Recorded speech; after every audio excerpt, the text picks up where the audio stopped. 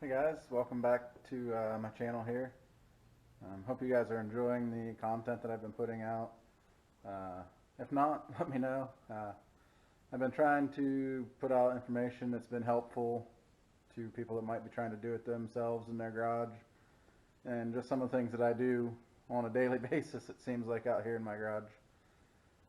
So if you are liking it, please make sure you hit the subscribe and hit the like button. It'll definitely help my channel grow a little bit, and it'd be definitely appreciated. Um, so today we're out here in the garage. We're working on a 2004 Ram 2500, and we got some loose ball joints.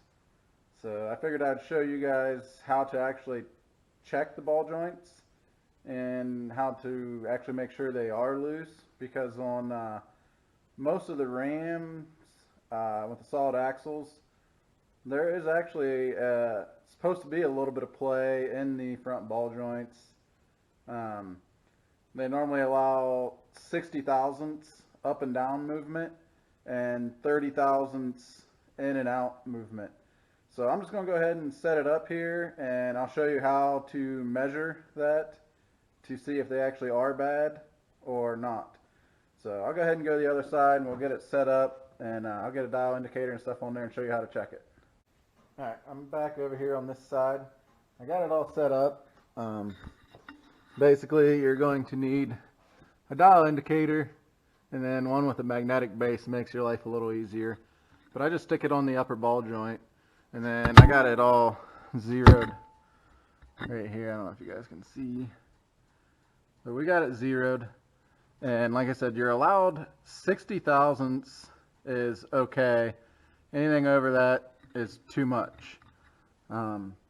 Basically what they want you to do is actually come in between here, and you're going to pry down and take that reading, and then you're going to come down here and then pry it up and then take that reading, and you'll combine those two readings together to give your total ball joint movement.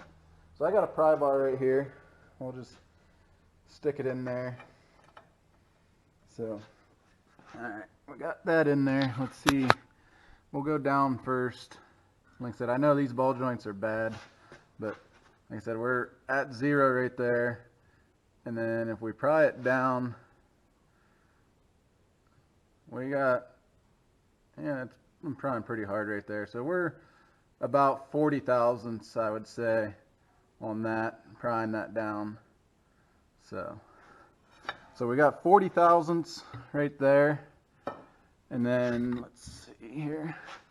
Now when we pry it up, let's see how much we have. So we are at almost 80 thousandths when we pry it up.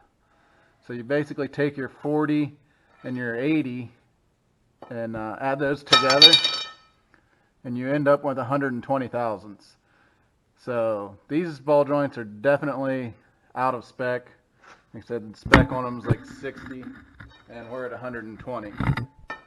But like I said, if you had 60 thousandths, this is right there is about how much movement you would actually have in your ball joints. So, I mean, there's significant amount of movement still in there, and a lot of shops, they'll tell you need ball joints like as soon as they see any kind of play. But like I said, most of these Ram trucks, they're designed to have 60 thousandths is the spec. But and then like I said, if you're actually in spec with the up and down, there's also an in and out, and basically you would take the same dial indicator, put it right here on this side, and then you actually pry in and out on the ball joint.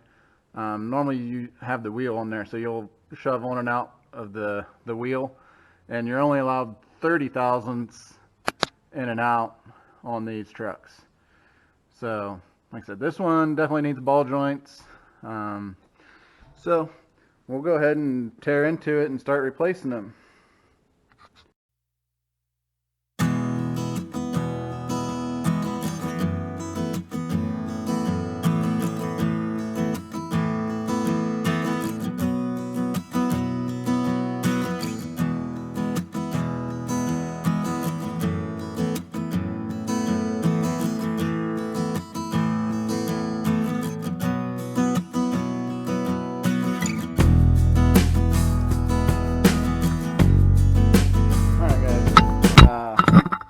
another kind of trick I'd like to share with you guys that I learned over the years. These bearings can be a real bear to get out. And I don't like beating on the back of this very much because you'll destroy the bearing. So I normally just hit it a couple times. If it don't come out, then I normally go a different route. They make a couple different tools. You can thread the bolts back in the back, and there's an air hammer attachment that goes on the back, and then you can air hammer them out. That normally works fairly well. One of the other things that I learned over the years that has helped me out a lot is I take a socket, I use a 3/8 socket, and then I use an adapter from 3/8 to half, and then a 3-inch half-inch extension. And you thread these bolts back in, and you have somebody else go inside and actually run the power steering. So you'll have to hook this tie rod end back up, but then you use the power steering to press it out. So you'll work it back and forth. It'll basically hit this knuckle right here, and then as they turn it, it works as a press. So you go a little this way and then work it back and forth from side to side, and then that's what I did to get these to come out. So just another little helpful tip that might help you guys in the long run. I mean, if you don't have an air hammer, like I said, using the power steering as a press actually works pretty well. So.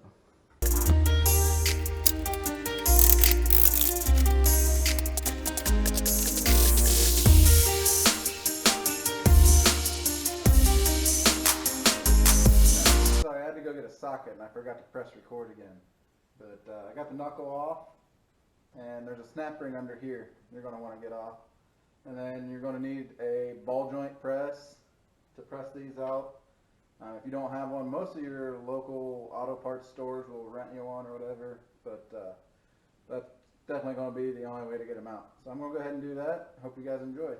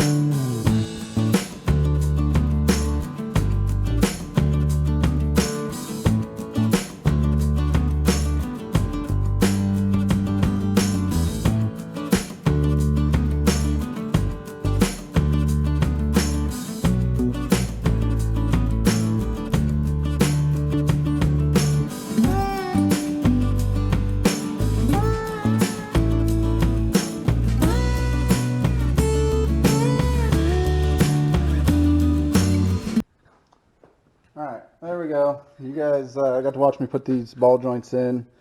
The Moog ball joints, the upper ball joint nut that it came with, is actually too small. I tried to use the old one, but they're actually a different thread, so I can't even get a nut on there. So I have to go find a nut. I'll probably do that later today. But also note, on your lower ball joints, make sure you index this grease fitting before you put it in there. And get it pointed towards the front, that way you can grease it whenever it's in there. So there we go. I got the ball joints in on this side. I'm going to go ahead and go do the other side. And if you guys enjoyed the video, please give me a like, thumbs up, share, whatever, comment, all the above.